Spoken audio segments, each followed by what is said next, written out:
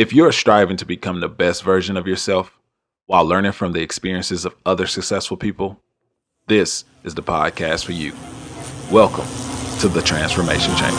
All right, so welcome back to episode 6 of the Transformation Chamber. I am here with Tay Mitch, entrepreneur, digital marketing expert, and master storyteller, amongst other things. Yeah, man, you still got father, king, black man. There we go. Man, the future of my own future. That's who I am. I am Tay Mitch. It's a pleasure. The future of my own future. You got to say it. Yeah, you got to break that down for me You real got to quick. say it. You got to be the future of your own future. And so with that being said, without you seeing it, nobody else can foresee it. So you got to live your future now to get to your future later. That's beautiful. We are, look, the episode has started, y'all. Like, yeah, man. That's it. I told you when you hit me, I'm like, yo, this, like, let's do it. Let's Pull do up, let's just have a conversation. All right, so let's first of all, let's find out who Tay Mitch is, man. I've known you. I've been blessed to know you probably close to a decade now, maybe a little bit over a decade. But tell us about where you're from. I know you came from a smaller town in Texas. Town. Yeah, man. Well, just tell us how you got here. Man, Tay Mitch is the kid who grew up in a small town. Man, to this day, my hometown, I think the population is like right at about 4,300 people. Wow.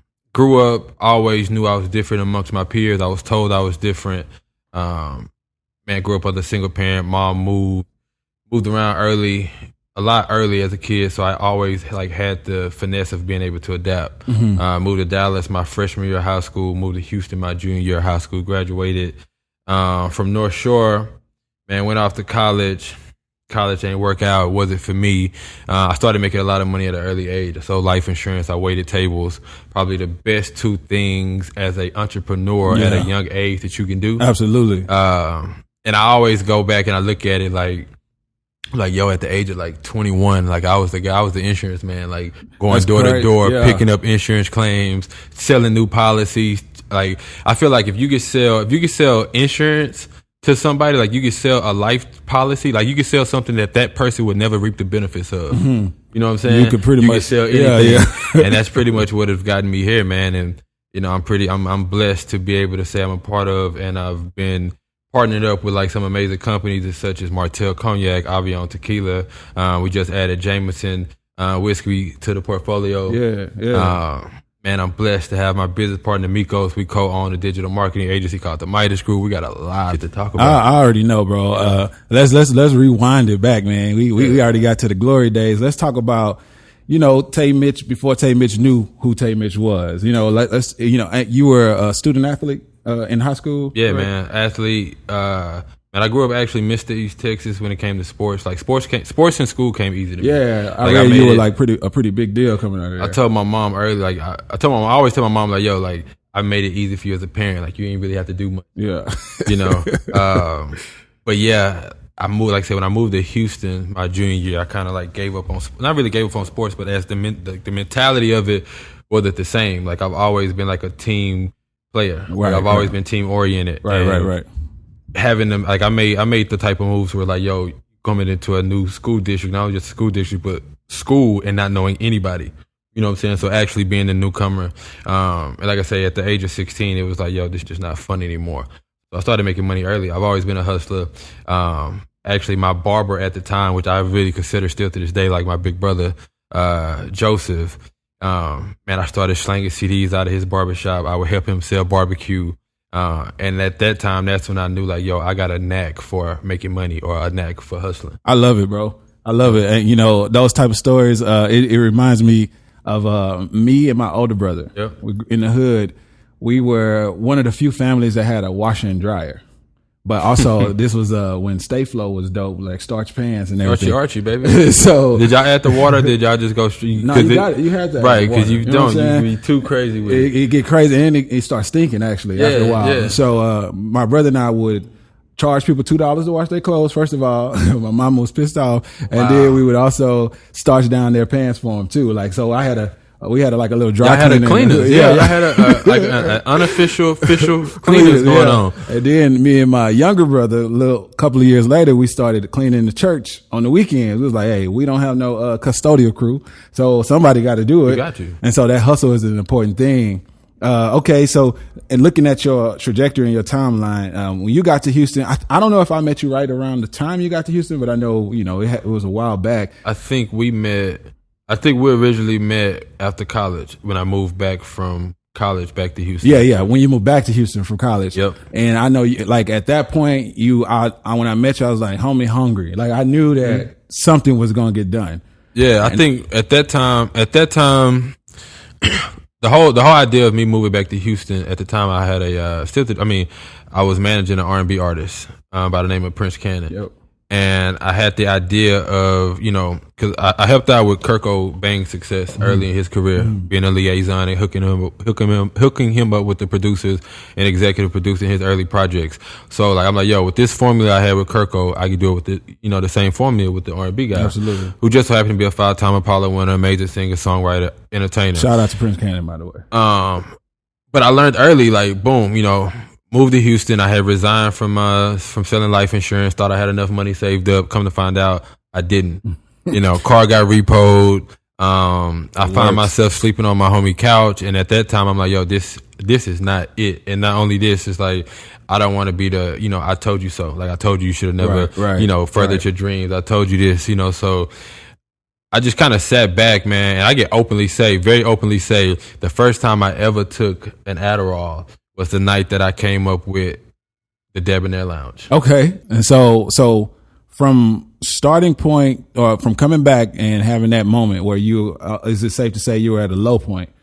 Like what was the transition or the transformation that made Debonair Lounge so successful, so popular? Like this is when, like all of a sudden, you can just see your career growing and taking off. Man, it was like me seeing the future, but having to create the future at that point. And for me, it was like, I didn't know. Remind you, I'm not from Houston, Mm-hmm. so it was almost like, who's the go-to person in Houston for certain things? Who's the go-to person in Houston for entertainment? Right. Who's the go-to person in Houston for fitness? Mm-hmm. Who's that person for sports, nightlife, politics? You want to build a campaign, marketing, and that's how and where my Tay Mitch brand was built and created. I wanted to fill those voids. I wanted to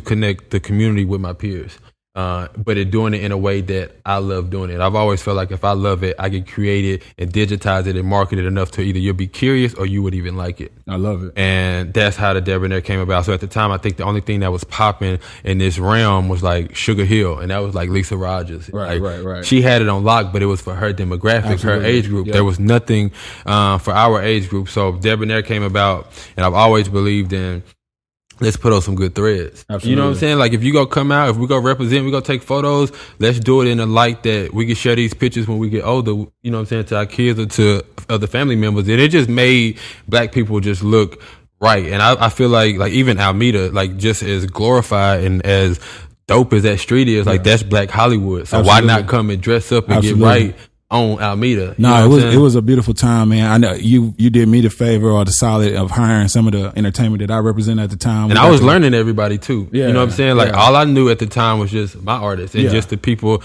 that I knew within a circle. So it allowed me to create this atmosphere of like, all right, if you like what I like, we can all come and like work together. Yeah. You know what I'm saying? And that's what happened. And it just flared up. And then not to mention, my co-host, you know what I'm saying, was a white guy, Brad Gilmore. And I say white guy just so that you can picture this, me, extremely melanated black guy with like a Ryan Seacrest at the time, but I had never met nobody like Brad Gilmore. You know what I'm saying? Like I don't know nobody personally who knows still haven't met anybody. Every Jay-Z and Pimp C verse word for word verbatim. You know what I'm saying? And who can spit it, not only spit it, but can perform it. Whoa. You know, so and I always I still tell Brad to this day, like, we not done till we get a billboard. You know what I'm saying? Like that was the goal for us to create this to where it's like, anything we put our faces on, it's gonna sell and the city will love it. Like we still got some work to do. There we go.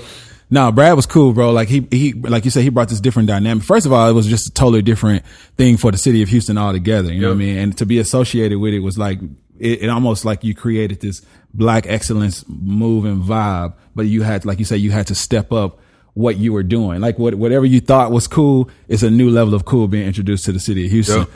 So moving from Debonair Lounge, or what were some of the things that you gained from that helped you get to this next level or plateau that you've been able to break through?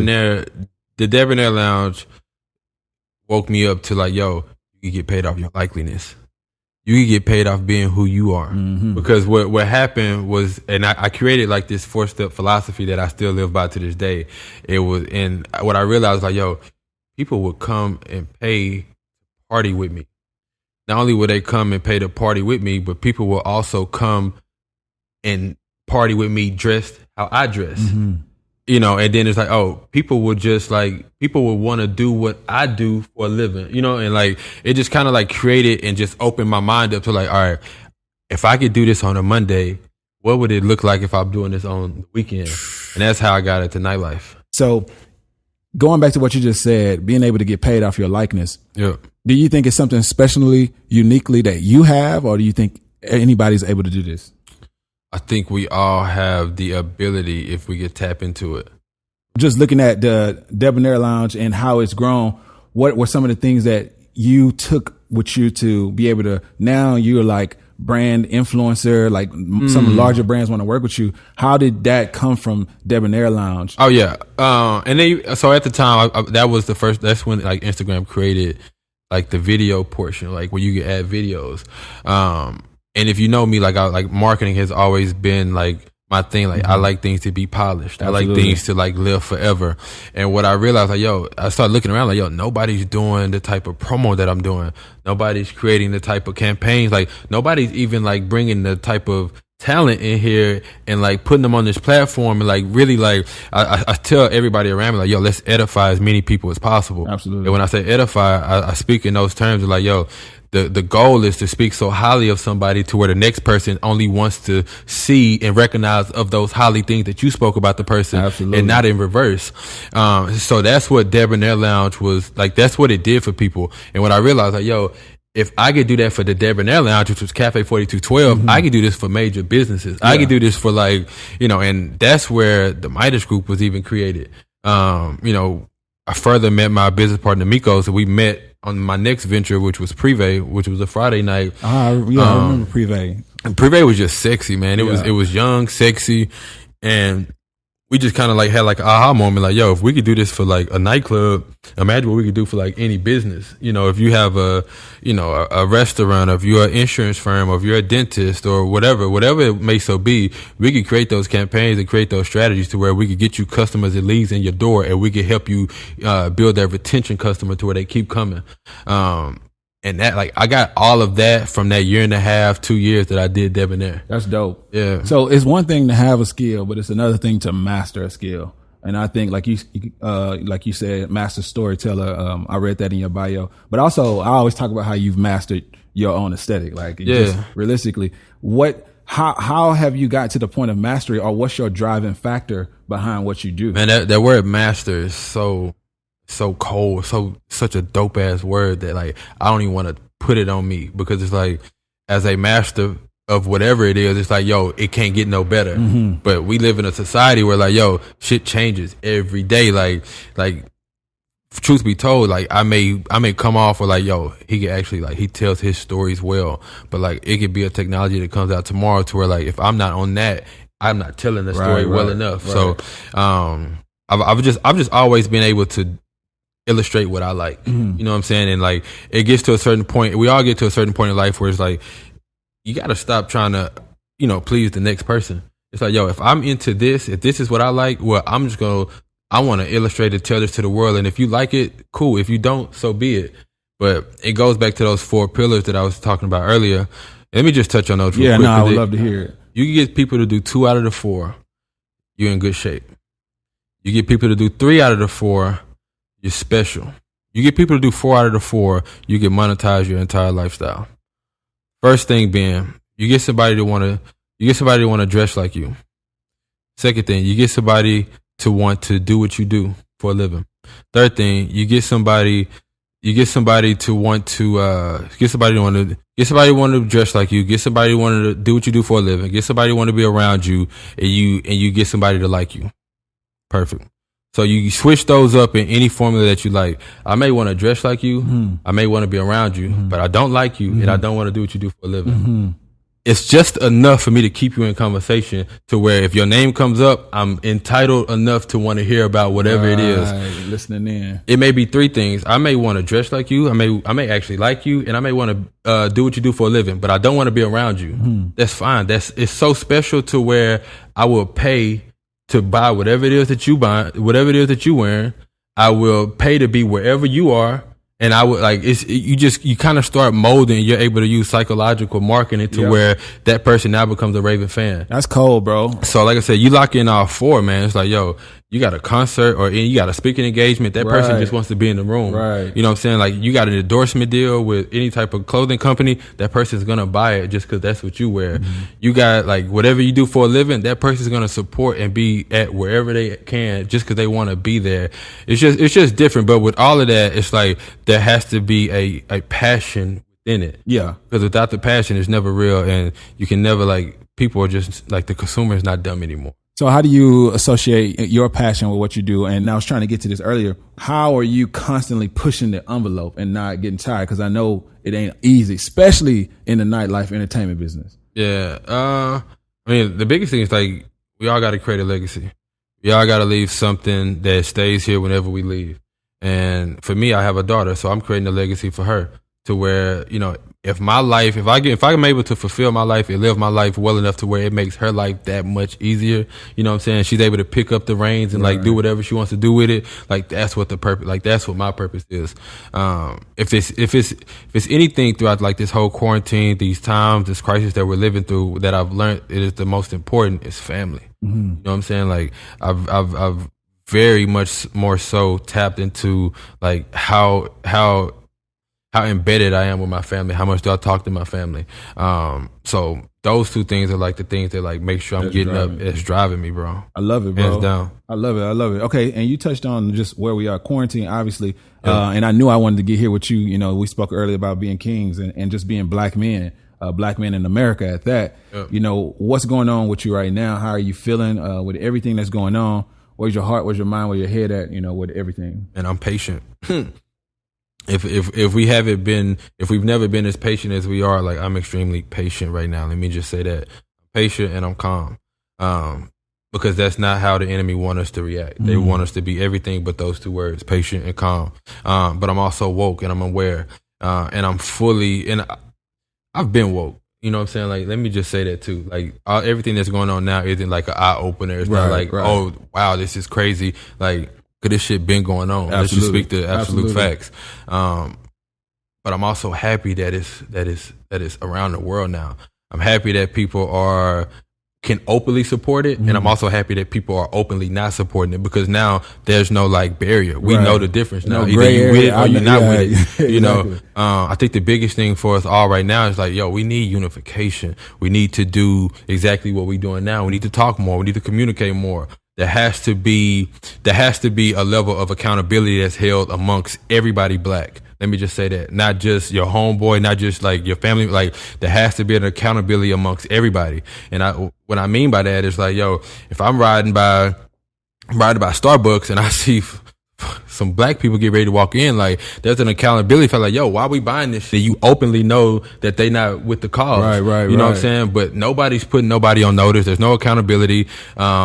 And there's not enough edification within the black community or the black society. Like just there should be no reason why you got to go right here to Starbucks when you could go to the couple coffee shops in the tray. Right. You know what I'm saying? Right. Or like there's a Starbucks right. I'm right here on Main Street, Houston, Texas. There's a Starbucks like literally 2 buildings, like not even 2 buildings, 2 doors. When I walk out of my building, I haven't walked in there. Period. Like I'm not walking in no Starbucks. I'm not supporting nothing that don't support black. Absolutely. You know, so that's how I feel. That's how I've been feeling. You know, even when like the protesting and the riots, like I'm sitting here with my daughter, like we're looking out the window and like she has just all these damn questions, you know, and it's like as a father, as a young father, first time father, and I say first time father because it's like, yo, there's no manual on this shit. At all. There's no tutorial on how to be a father. At all. And living in these times, it's like, how do you tell your 3-year-old daughter who grandfather on her mom's side is fully white, what's going on outside? You know what I'm saying? Like those are tough. You know, those are conversations that must be held. That's so, tough.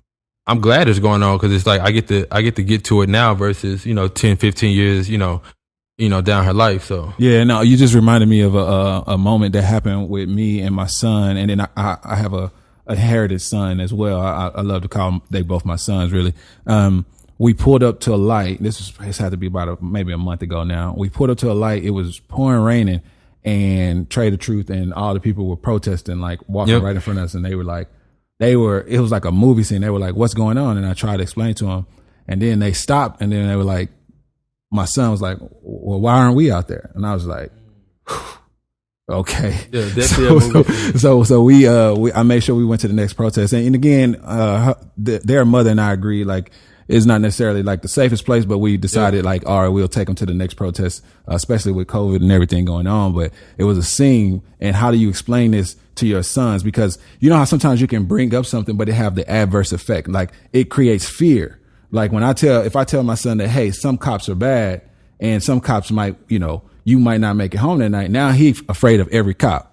So in my mind, I'm like, okay, I have to have this very fragile conversation because I need you to know that you're a black man and you're growing up in a world that might not always see you as innocent or like how I see you lovingly. But I also don't want you to be a fool. You know what I mean? Like go out there, walk in your greatness, walk in your light. But in your, like, how do you broach that conversation? What do you think about that? How do you tell them without getting them in any further trouble? Right. I mean, you gotta tell it. It breaks back down to the barrier of it all, and it being communication and education. So if you don't tell it, the communication never happened. Mm-hmm. You never had the opportunity to educate. So within the education, it's like you have to keep teaching it.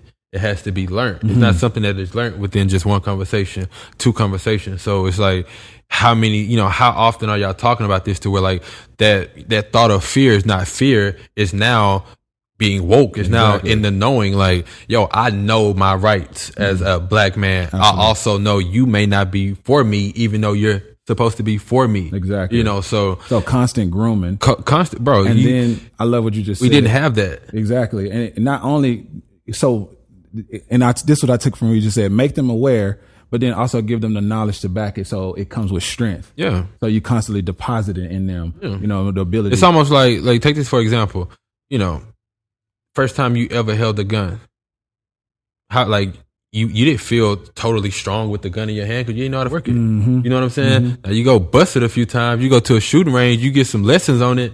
You totally different with the gun. You're strong. You're confident. Perfect like analogy, you just bro. use it. You think about it like that. It's like, yo, I now got the appropriate ammo for my gun, and I get busted if I need to.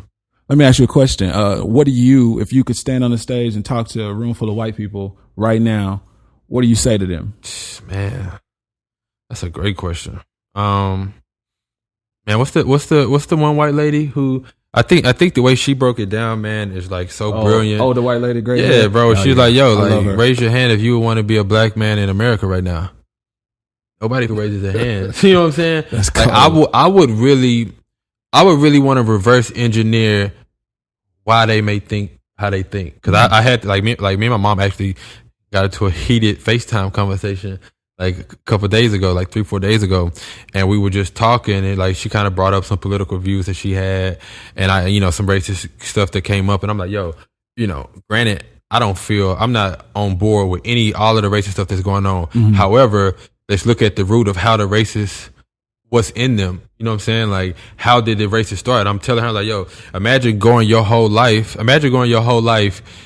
even through textbooks, having white pharaohs in textbooks. Gotcha. You know what I'm saying? Like, knowing that, like, yo, all of these presidents were white. Everything amazing about this country was white. Yeah. Imagine going through that the first 30, 35, 40 years of your life, and then come to find out, yo, all of that was a hoax. Yeah. You know what I'm saying? Like, imagine, and I'm like, there's 3 things that has to happen to that person. First, the person has to be open-minded to listen to all of this information. Absolutely. The third thing is the person has to relearn, and the person has to relearn how to live their life now. Absolutely. And the third thing, they actually have to live their life and make changes. Man, and it's not an easy process. Like, man, nobody does research. Yeah. So nobody wants to sit down and listen. You know what I'm saying? Nobody want to be like, yo, you mean to tell me growing up, Jesus wasn't white? Yeah. You know what I'm saying? Like you really like, it'll really blow your mind as a black person. Yeah. Now imagine the white family. Yeah. You know what I'm saying? Like this whole time as a white family, you with the church and Jesus was glorified as your skin tone. Right. When in reality, yo, this man wasn't white. Yeah. That's just the religion portion. Now you talking about politics. All of it. We did all of it. Like I just touch on this. It's very small, but they talk about how Tarzan growing up was a white man in the jungles of Africa. Come on, man. And so when you see all these depictions of white people, all the heroes, all the good guys in all the movies, right. And then they always show the black people as low lives and things like right. that. It does a psychological damage to you growing up in America. Yeah, man. And so now we talking about, and I love to ask you this question too, especially since you grew up in a single home. I don't necessarily know what happened, but we talk about trauma. The trauma of growing up in America. How would you say that it has affected you? One, single parent home. Two, being a black man in America. And how are you overcoming it right now? I think there's multiple upbringings in America, especially for black people. But for me, I can speak specifically on mine. I grew up highly favored as a black kid who was talented. Not only talented, but smart. Not only talented, smart, but also charming and good looking. So it's like I didn't really face a lot of adversities. You know, I actually brought good back home. You know what I'm saying? Because people bragged about me. My mom was actually happy and excited, like, yo, yeah, that's my boy. You know what I'm saying? Right. Like anything happened. Right. You know what I'm saying? So it's like I brought the good back to I brought the good back to the household. However, I did have those those cousins or those friends who, school didn't come that easy to them. Yeah. Matter of fact, they actually had trauma at home. You know what I'm saying? Where like, they grew up seeing, mama getting beat, or they grew up seeing multiple men coming in and out of the house. I can only imagine what they had to deal with. And from the ones that I know specifically from childhood, looking at it now, they're not doing so good in life. You know what I'm saying? And that has a forever touch on that family and the generations to come after and after. So what do we do about them? So as a black community, right? And I'm not saying you got all the answers. I just enjoying. But I definitely got some answers, and the answers that I got even takes me putting the actions towards them. So as a black community, because I talk about this with my homies. I got a lot of homies that I met, post high school that they all doing well, right? College or whatever. But my homies from the hood, some of them doing cool, but some of them just, they in this mindset that it's like, it's hard to break that unlearning that you talk about, to unlearn and re-educate. They ain't trying to hear it. How do we further as a black community when we still have those outliers, that's gonna, when it's time to protest, they want to break in and loot and shoot and steal and, all these things. What do we say to those homies? Or do you have an idea of how do we break down that barrier? Man, it starts with leaders. You got to have leaders in the communities. I mean, like I said, this is my total opinion. You know what I'm saying? But I believe it starts with leaders. You got to have your thought leaders. You got to have your actual, your physical and mental leaders. And those are the type of people that takes the responsibility and the accountability to, create, if it's seminars, if it's sit downs, if it's meetups, and it may even start small, but it grows over time. But you have to communicate. We just don't talk enough. Especially as black men. As black men, we don't talk enough about the important shit. We talk half the time when we get together. We talking sports. We talking, look like cars, like luxury items, materialistic things, women. Like, we're not talking about, yo, bro, did you actually go down and get your voter's card? Yo, what's your credit looking like? Yo, I just got homegirl, she working on my, like, we're not having the tough conversations, which the tough conversations make things easier in the long run. It's more so of like creating those type of environments and situations that people feel comfortable coming to. They don't feel like it's a gimmick. And that's another thing too. Is everything associated with our people. We're waiting on what's the catch? Yeah. Well, who doing it? But you don't know what she been through. You don't know where she at. You don't know what she trying to do. You should actually go down there and talk to her, see what's going on, because she doing some good. Yeah, but that go back to that trauma you talked about. Like, you know, just coming up in the hood when things never work out, never seem to work out for us. I'm looking on the other side of the track and they got white picket fence, nice home, and I got to go home to, you know, like. I think there's and I've been working on it, man. I think there has to be this campaign for black people. I don't even want to say black people. I'm going to say people of color. You understand when I say people of color, I don't mean brown and black. There's a new entity of people of color, and the people of color are the people who are woke and understand, like, yo, what certain people have been going through majority of their lives is not right. But there is there must be a campaign for people of color to attach themselves to that really makes the change, and the change starts in the field, on the streets, within your local community, and then it grows, you know, statewide, nationwide, global. Yeah, bro. I feel like, and I talk about this a lot, I feel like we have to create our own and build our own and stop trying so hard to be included in what they're doing. However, allow inclusion and allow the diversity and inclusion, but we need our own. Like today is Blackout Tuesday, right? And I was literally trying to just find a black grocery store. You know what I mean? Like, and if anybody know any in Houston, please, you know what I'm saying, shoot them my way or tag me, whatever. But I was literally trying to not spend any money. I was like, well, let me just go to a black grocery store so I can get a banana and make some smoothies. Couldn't find any. I couldn't think of any. And I hit up a couple friends nobody knew. There's one lady in Pearland, but, you know, I was like, dang, I'm all the way over here. I don't feel like driving over there, so I'm just not going to spend any money today. But if we can get to the point where we're creating all of our own, now we have our own, obviously our own dollar circulating in our own community, and we can do relations with other race. Right. And then I talked about, with one of my last guests, Chris Senegal, he talked about, how, you know, you don't see a tiger trying to hang around with lions all day because they different. You know what I mean? It don't mean they hate each other. It's just we different. We just need to build our own, do our own, and, you know, for us, by us, you know, bring FUBU back. You know what I mean? Campaigning for that. So, man, there's certain people that got some really dope things going on. Like Pop Darby got Unity as well. Which is something that I believe every person of color needs to tap into and know what's going on. I got the app on my phone, actually. Yeah, man. I became a member. Like I said, there's thought leaders. This is the information. If you inquire, you got to go get it. You know what I'm saying? If you want it, you got to go get it. People need to talk more about it, so that other people feel comfortable with going and seeking it. So, man, all right, we got serious, and that just naturally happens now, especially when I'm talking to enlightened fellows. But let's talk about just how you've been able to work with some of the more iconic artists in the music industry. And again, I know you're doing work in Atlanta now, and of course, you know, owning the nightlife in Houston. And I say that no disrespect to anybody else who got anything going on, but I'm just saying what I see. I don't really watch out too much. If I'm going out, I'm gonna hit you up. Matter of fact, you helped me celebrate my 30th birthday, so if I'm going out, I'm hitting you up. But you know, what's that been like? You know, I think I saw you work with Migos. And Janae Aiko and a couple other people. Like, what's that life like, and how does that feel now to go from what we talked about? I mean, I know you've always pretty much had a pretty like nice life based on being that kid, but going from that low point all the way to now, look at where you are, and you build it off of your likeness, like you said. And you believe in faith, man. It's almost like, yo, I actually thought about this one day. Now I'm actually living it. You know, I remember I had like my vision board in 2016, 2017, one of them. I actually looked at it before I moved into the spot that I'm in now, and I'm like, yo, everything on here is like the reality of my life right now. Nice. So, you know, with that being said, it's like, yo, prior to all of this stuff going on, me, you know, being able to, you know, be grateful of all the blessings, like, yo, I saw that. I saw the opportunities. I saw like those, you know, those different things, but it's been good, man. Like, and it really just like, yo, they're regular people. You know what I'm saying? Like, they plan just work. Right. You know what I'm saying? Like, they just went in, they went all in on their plan. They shit worked.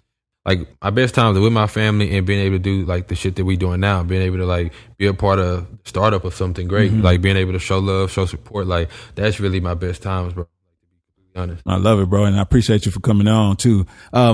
What's next for you when you look at the big picture? I know you say, you know, you live in your future right now. What does that look like without, I guess, I've thrown events pretty much since high school. Like in high school, I was the senior that was organizing senior skip day. Oh man, mom was going out of town. I was the one throwing the party at the apartment. Yeah. And just all through life, like I've thrown events at different spaces.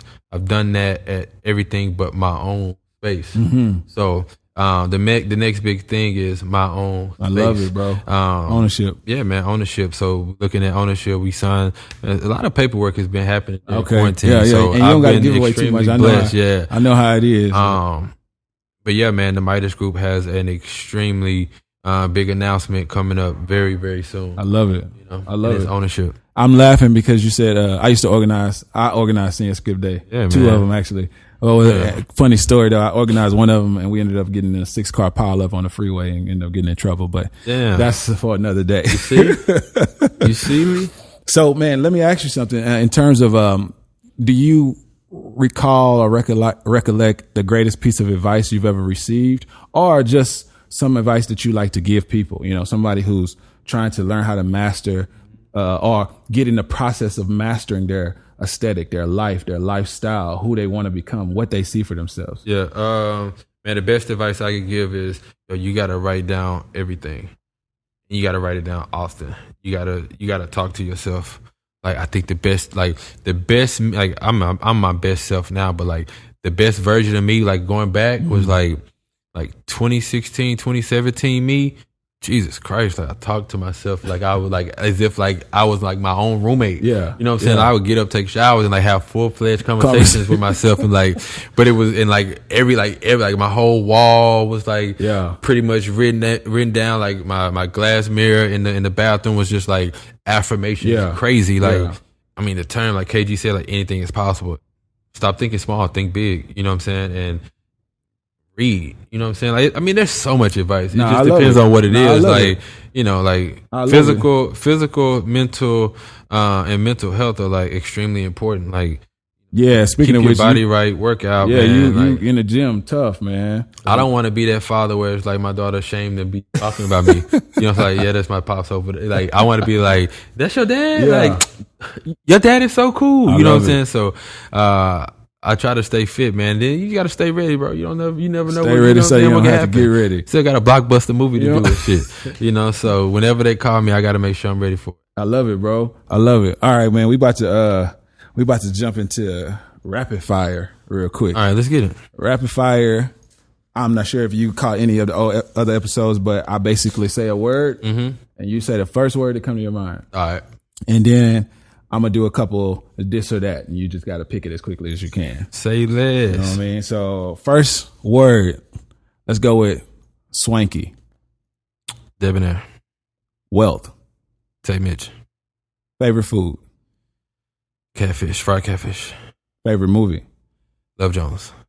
Would you rather lose all the money you've earned this year or lose all the memories you gained?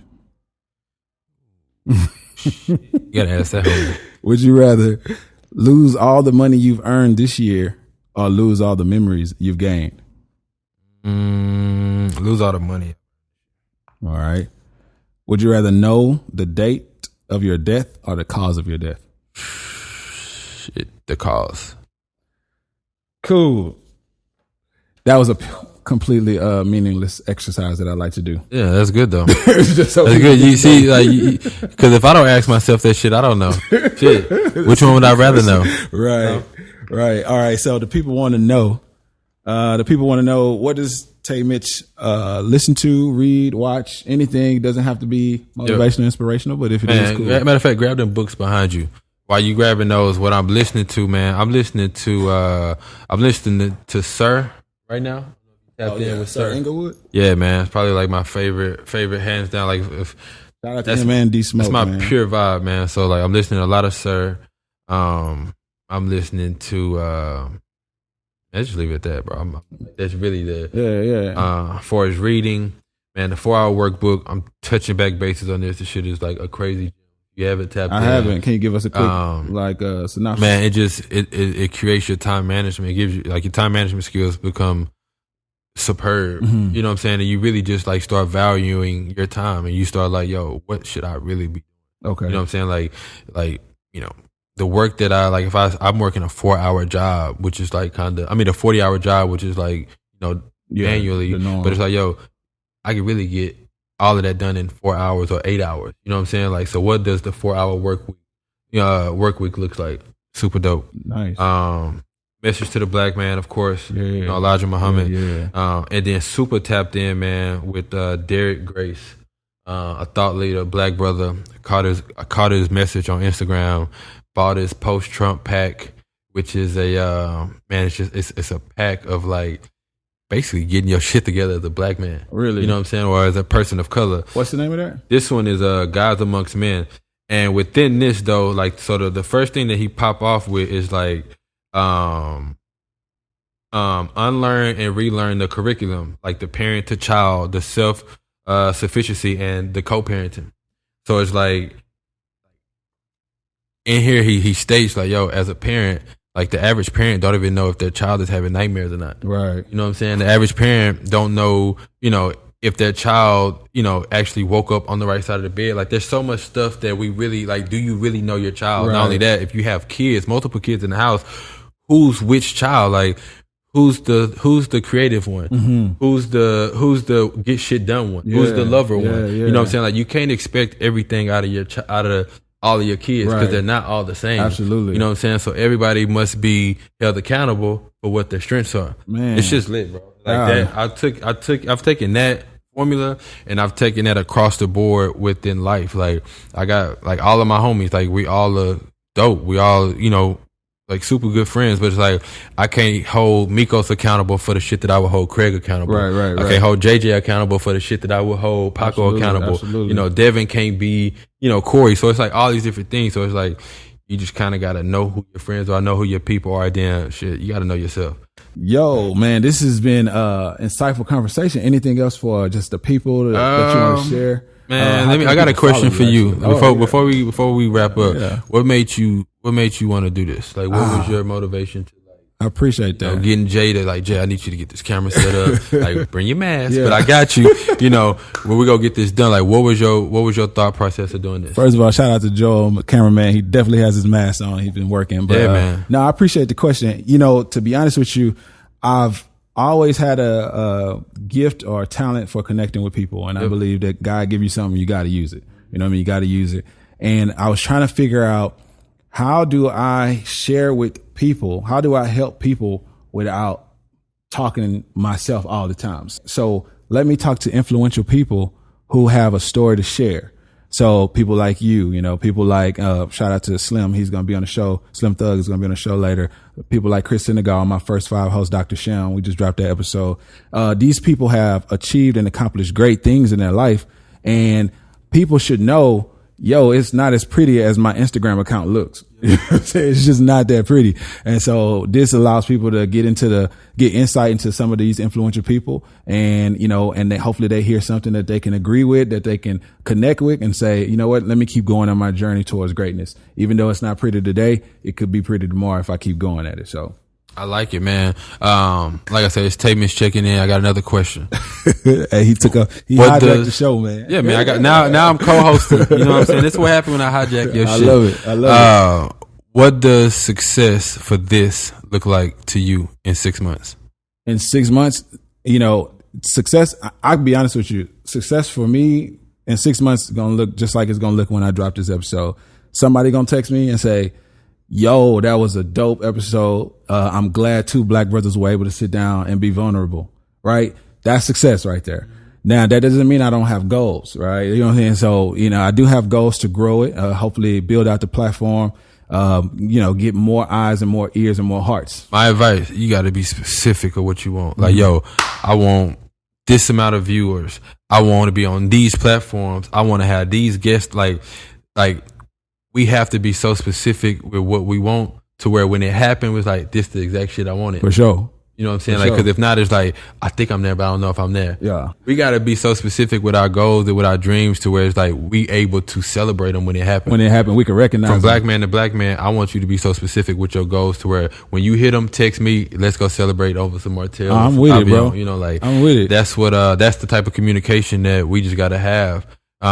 And I do want to say this, bro. Like I said, my bad if I'm hijacking your shit. Bro, listen, we're here to converse.